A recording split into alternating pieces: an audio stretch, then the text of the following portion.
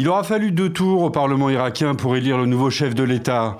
2 tours et de nombreux rebondissements depuis le début de cette session parlementaire lundi soir à Bagdad. Aussi honorifique soit-il en Irak depuis 2003, le poste de chef de l'État revient à un Kurde d'après la constitution irakienne.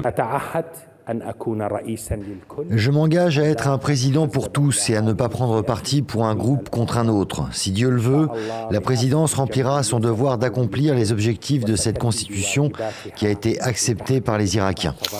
Sur le tableau, la date du dernier cours dispensé dans cet établissement et les paroles de l'hymne de l'État autoproclamé d'Ambazoni, une proclamation qui a fait basculer cette crise identitaire en guerre ouverte.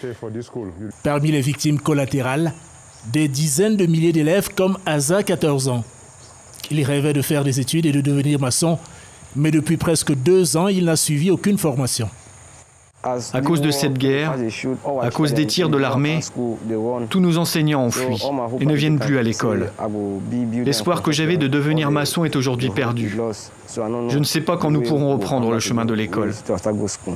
La menace plane sur la City. Elle risque de perdre son statut de première place financière pour l'euro, et ce n'est pas tout. Privés de leur accès au marché unique post-Brexit, de nombreuses banques relocalisent. HSBC notamment à Paris, UBS et Crédit Suisse à Francfort. Des transferts et créations de postes qui représenteraient pour la capitale française 20 000 emplois indirects. Au lendemain de l'annonce de la mort du chanteur, les habitants d'Erevan se sont précipités en masse à la fondation qui porte son nom, Charles Aznavour.